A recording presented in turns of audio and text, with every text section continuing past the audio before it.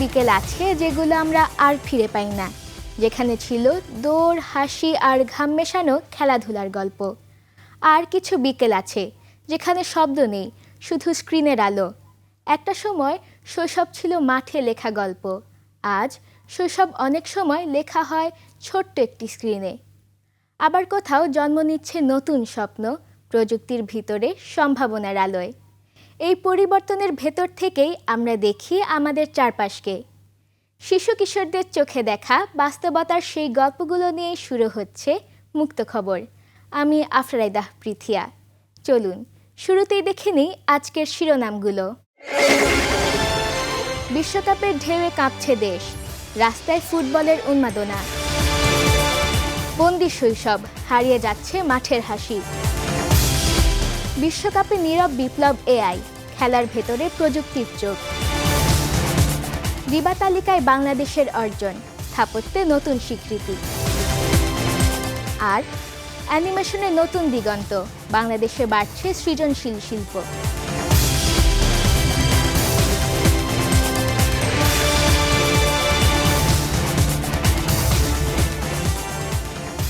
চলুন শুরু করা যাক আজকের আয়োজন। বিশ্বকাপ ফিরলেই যেন বদলে যায় পুরো বাংলাদেশ। রাস্তায় পোস্টার, সোশ্যাল মিডিয়ায় রিল আর দোকানপাটে স্কোর নিয়ে আলোচনা। আর্জেন্টিনা ব্রাজিল ঘিরে তৈরি হয়েছে এক অভূতপূর্ব উন্মাদনা। শিশু কিশোর থেকে শুরু করে সব বয়সী মানুষ এখন একই আবেগে, ফুটবল। এই উন্মাদনার ভেতরের গল্প জানাচ্ছেন জামিনী আক্তার ঝুমুর।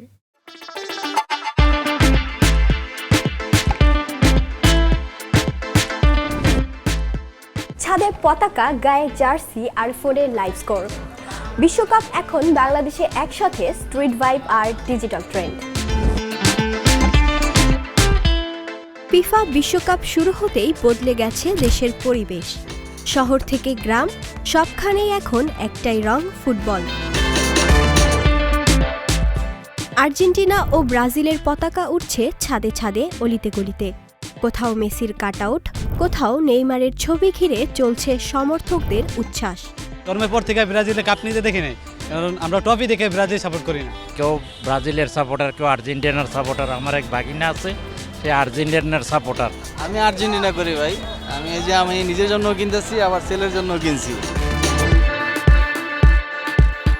একদিকে রাস্তার মোড়ে মোড়ে আড্ডা আর পতাকার ঢেউ, অন্যদিকে সোশ্যাল মিডিয়ায় চলছে আলাদা এক যুদ্ধ। মেসি বনাম নেইমার, আর্জেন্টিনা বনাম ব্রাজিল। আর্জেন্টিনার যখন মনে করেন মেসি খেলতে যায়, যখন বল টান দেয় বা যখন বল খেলে, তখন খুব সুন্দর লাগে। যখন তার প্লেয়ার যেই কোনো প্লেয়ার, বিপক্ষের প্লেয়ার থাকে, তার একটা ইজ্জত দিয়ে খেলে। আমরা তো 5টা কাপ পাইছি, তো ওনারা 3টা কাপ পাইছে, তো ওনারা 5টা কাপ কাপে মনে করে না। ওনারা 36 বছর একটা কাপ পাইছে, ব্রাজিলের গনায় ধরে না ওরা। এত সুন্দর চ্যাম্পিয়ন, এত সুন্দর দল, তারা কেন কেন হলো? 4টা খাবে, 4টা।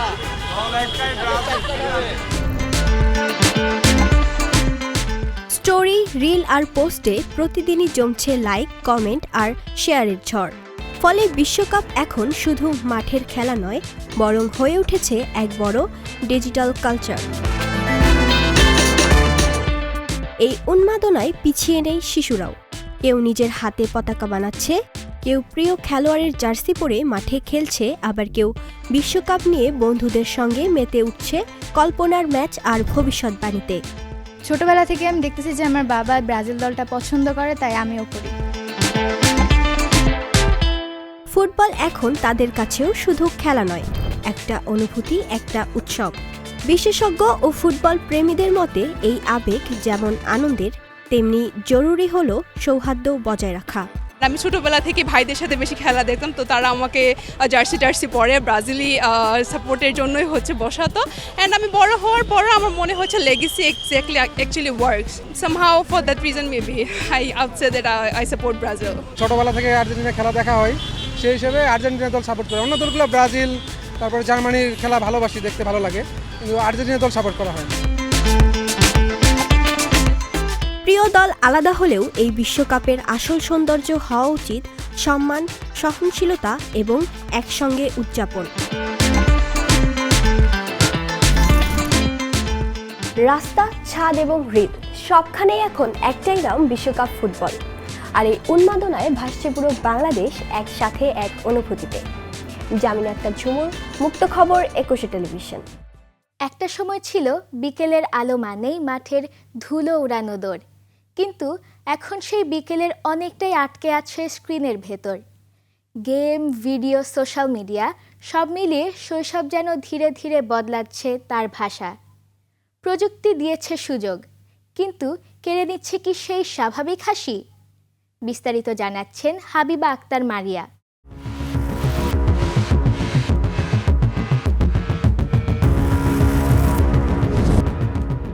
শিশুরা এখন সবচেয়ে বেশি সময় পার করছে মোবাইল ফোন, ট্যাব কিংবা ভিডিও গেমসে। বিনোদন, শিক্ষা কিংবা ব্যস্ত বাবা মায়ের সাময়িক স্বস্তি সব কিছুরই কেন্দ্রে যেন এই স্ক্রিন। কিন্তু এর প্রভাব কতটা গভীর তা নিয়ে সতর্ক করছেন বিশেষজ্ঞরা। শিশুর জীবনের সবচেয়ে গুরুত্বপূর্ণ সময় হলো তার বেড়ে ওঠার প্রথম কয়েকটি বছর। এই সময়েই গড়ে ওঠে ভাষা, কল্পনাশক্তি, আবেগ এবং সামাজিক দক্ষতা। কিন্তু বাস্তব পৃথিবীর পরিবর্তে যদি শিশুর অধিকাংশ সময় কেটে যায় ভার্চুয়াল জগতে, তাহলে সেই স্বাভাবিক বিকাশ বাধাগ্রস্ত হওয়ার আশঙ্কা তৈরি হয়। চিকিৎসকরা বলছেন, দীর্ঘ সময় স্ক্রিন ব্যবহারের কারণে অনেক শিশুর মধ্যে দেখা দিচ্ছে ঘুমের সমস্যা, মনোযোগের ঘাটতি, শারীরিক নিষ্ক্রিয়তা এবং আচরণগত পরিবর্তন। কমে যাচ্ছে বই পড়ার অভ্যাস, কমছে পরিবার এবং বন্ধুদের সঙ্গে সরাসরি যোগাযোগ। শুধু শারীরিক নয়, সামাজিক বিকাশের ক্ষেত্রেও তৈরি হচ্ছে নতুন সংকট। যে বয়সে মাঠে খেলার কথা, বন্ধুদের সঙ্গে সম্পর্ক গড়ার কথা, সেই বয়সেই অনেক শিশু ঘন্টার পর ঘন্টা কাটাচ্ছে একা একটি ডিভাইসের সামনে। ফলে বাস্তব অভিজ্ঞতার জায়গা দখল করছে ভার্চুয়াল অভ্যাস। বই, গল্প, ছবি আঁকা, খেলাধুলা কিংবা প্রকৃতির সঙ্গে সময় কাটানো এসবই শিশুদের মানসিক এবং সামাজিক বিকাশের জন্য গুরুত্বপূর্ণ। কিন্তু বাস্তবতার জায়গা যদি ধীরে ধীরে ভার্চুয়াল দুনিয়ার কাছে হার মানে, তাহলে তার প্রভাব পড়বে পুরো প্রজন্মের ওপর। কারণ আজ যে শিশু স্ক্রিনের সামনে বসে বড় হচ্ছে, আগামী দিনের সমাজ, রাষ্ট্র এবং নেতৃত্ব গড়ে উঠবে তার হাত ধরেই। তাই তাদের সুস্থ বিকাশ নিশ্চিত করা মানে শুধু একটি শিশুকে নয়, একটি প্রজন্মকেই সুরক্ষিত রাখা। শৈশবের সবচেয়ে বড় শক্তি কৌতূহল, সৃজনশীলতা এবং মানুষের সাথে মানুষের যোগাযোগ। কিন্তু সেই যোগাযোগ যদি স্ক্রিনের আলোয় ম্লান হয়ে যায়, তাহলে শুধু একটি শিশুর জীবন হারাবে না, হারাবে পুরো সমাজ। তাই প্রযুক্তির সঙ্গে তাল মিলিয়ে প্রয়োজন সচেতনতা এবং নিয়ন্ত্রণ। হাবিবা আক্তার মারিয়া, মুক্ত খবর, 21 টেলিভিশন। একদিকে বদলে যাওয়া শৈশব, অন্যদিকে ফুটবলের উন্মাদনায় ভেসে যাওয়া একটি দেশ। গল্পগুলো আলাদা হলেও সবই আমাদের সময়ের বাস্তব ছবি। ছোট্ট একটি বিরতির পর ফিরে আসছি এমন এক প্রযুক্তির গল্প নিয়ে যা বদলে দিচ্ছে বিশ্বকাপের খেলা। দেখতে থাকুন মুক্ত খবর।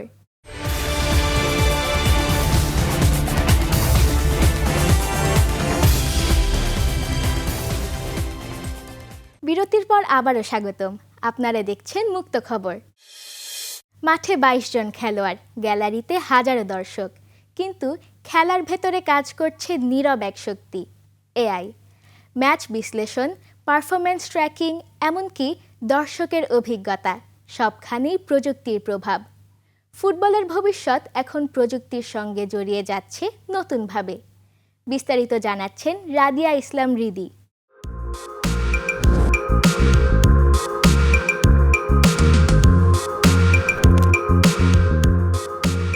একসময় ফুটবল ছিল সম্পূর্ণ মানব দক্ষতা ও অভিজ্ঞতার খেলা, কিন্তু বর্তমানে প্রযুক্তির অগ্রগতিতে বিশ্বকাপ ধীরে ধীরে হয়ে উঠেছে ডেটা ও অ্যালগোরিদম নির্ভর এক আধুনিক খেলার মঞ্চ।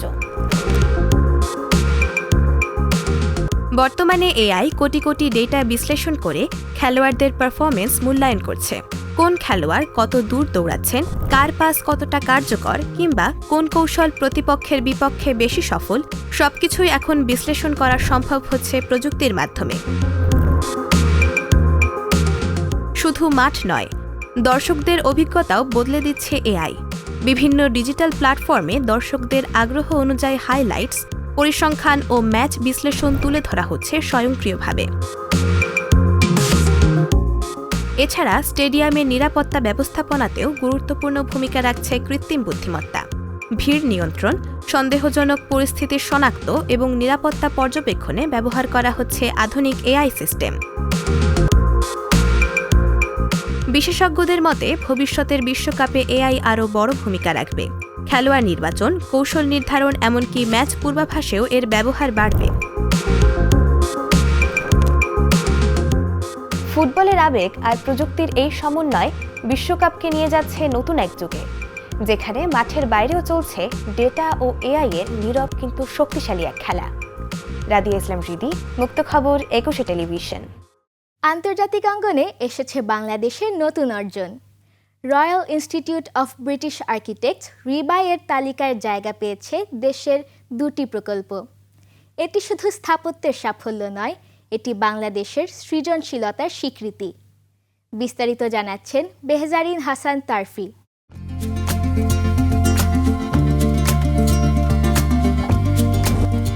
টেকসই নকশা, পরিবেশ বান্ধব নির্মাণ এবং নান্দনিক স্থাপত্য চিন্তা, এই 3 দিকেই আন্তর্জাতিক অঙ্গনে প্রশংসা কুড়িয়েছে বাংলাদেশের স্থাপত্য। রিবা এর মর্যাদাপূর্ণ ইন্টারন্যাশনাল অ্যাওয়ার্ডস ফর এক্সেলেন্সের স্বীকৃতিপাওয়া 2টি প্রকল্প হল ঢাকার ব্র্যাক ইউনিভার্সিটি ক্যাম্পাস এবং সাভারের জেবুন্নেসা মস্ক। ব্র্যাক ইউনিভার্সিটি ক্যাম্পাসে প্রাকৃতিক আলো ও বায়ু প্রবাহের সর্বোচ্চ ব্যবহার নিশ্চিত করা হয়েছে। শিক্ষার্থীদের জন্য উন্নত সবুজ পরিবেশ এবং টেকসই স্থাপত্য নকশা এই ক্যাম্পাসকে আন্তর্জাতিকভাবে আলাদা পরিচিতি দিয়েছে। অন্যদিকে জেবুন্নেসা মস্ক, যার আধুনিক স্থাপত্য ও পরিবেশ বান্ধব নকশার জন্য বিশেষভাবে প্রশংসিত হয়েছে। প্রাকৃতিক আলোর সৃজনশীল ব্যবহার এবং স্থানীয় উপাদানের সমন্বয় এটিকে একটি ব্যতিক্রমী স্থাপত্য নিদর্শনে পরিণত করেছে। বিশেষজ্ঞদের মতে এই অর্জন বাংলাদেশের স্থাপত্য শিল্পকে আন্তর্জাতিক অঙ্গনে আরও শক্ত অবস্থানে নিয়ে যাবে এবং ভবিষ্যতের স্থপতিদের জন্য নতুন সম্ভাবনার দ্বার খুলে দেবে। এই স্বীকৃতি শুধু 2টি প্রকল্পের অর্জন নয়, বরং বাংলাদেশের স্থাপত্য চিন্তা ও সৃজনশীলতার বৈশ্বিক স্বীকৃতি, যা ভবিষ্যতের জন্য নতুন অনুপ্রেরণা হয়ে থাকবে। বেহজারিন হাসান তারফি, মুক্ত খবর, 21 টেলিভিশন।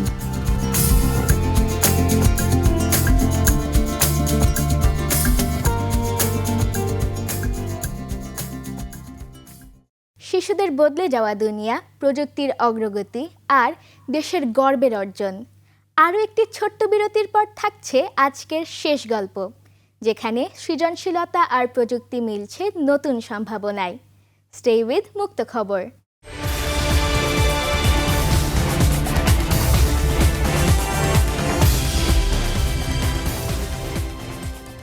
আবারও স্বাগতম, আপনারা দেখছেন মুক্ত খবর। একসময় অ্যানিমেশন ছিল শুধু কার্টুন, আজ এটি হয়ে উঠছে ভাবনার শিল্প, প্রযুক্তির ভাষা।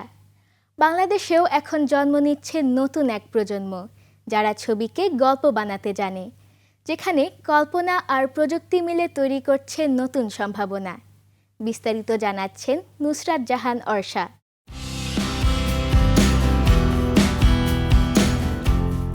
কাগজের আঁকা একটি চরিত্রকে জীবন্ত করে তোলা, এই জাদুর নাম অ্যানিমেশন।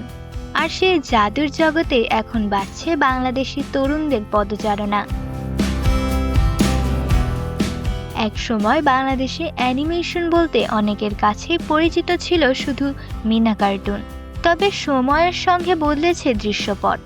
এখন দেশের তরুণরা অ্যানিমেশন, ডিএফএক্স এবং ডিজিটাল স্টোরি টেলিংয়ের মাধ্যমে তৈরি করছে নতুন সম্ভাবনা। দেশের বিভিন্ন স্টুডিও ও সৃজনশীল প্রতিষ্ঠানে তরুণরা কাজ করছেন 3D animation, motion graphics, game design এবং ভিজুয়াল ইফেক্টস নিয়ে। শুধু দেশীয় কাজ নয়, আন্তর্জাতিক বিভিন্ন প্রকল্পেও যুক্ত হচ্ছেন অনেক বাংলাদেশি অ্যানিমেটর। বিশেষজ্ঞদের মতে অ্যানিমেশন এখন শুধু বিনোদনের মাধ্যম নয়, বিজ্ঞাপন, শিক্ষা, গেমিং, চলচ্চিত্র এবং ডিজিটাল কন্টেন্ট তৈরির গুরুত্বপূর্ণ অংশ হয়ে উঠেছে। প্রযুক্তির অগ্রগতির ফলে ঘরে বসে এই খাতে দক্ষতা অর্জন ও কাজের সুযোগ তৈরি হচ্ছে। তরুণদের আগ্রহ বাড়ার সঙ্গে সঙ্গে বিভিন্ন অনলাইন কোর্স, প্রশিক্ষণ কর্মসূচি এবং স্টুডিও ভিত্তিক উদ্যোগও বৃদ্ধি পাচ্ছে। ফলে নতুন প্রজন্মের অনেকে সৃজনশীলতাকে পেশার রূপ দেওয়ার সুযোগ পাচ্ছেন। তবে সংশ্লিষ্টদের মতে দক্ষ জনবল তৈরি এবং বিনিয়োগ বাড়ানো গেলে বাংলাদেশের অ্যানিমেশন শিল্প আরও বড় পরিসরে এগোতে পারবে। একটি আঁকা চিত্রকে প্রাণ দেওয়ার এই শিল্প এখন শুধু বিনোদন নয়, সম্ভাবনাময় এক ক্যারিয়ারও। আর সেই সম্ভাবনার নতুন গল্প লিখেছেন বাংলাদেশের তরুণরাই। নুসরাত জাহান অর্ষা, মুক্ত খবর, 21 টেলিভিশন।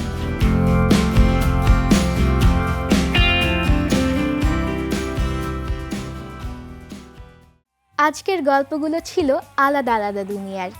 কোথাও ছিল হারিয়ে যাওয়ার শৈশবের শব্দ, কোথাও ছিল ফুটবলের উন্মাদনা, কোথাও প্রযুক্তির নীরব বিপ্লব, আর কোথাও ছিল স্বপ্ন দেখার নতুন পথ।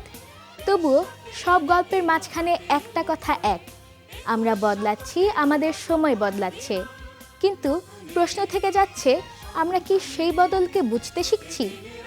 আমি আফরা রাইদা পৃথিয়া, আজকের মতো বিদায়। ভালো থাকুন, চোখ খুলে রাখুন আর দেখতে থাকুন 21 টেলিভিশন।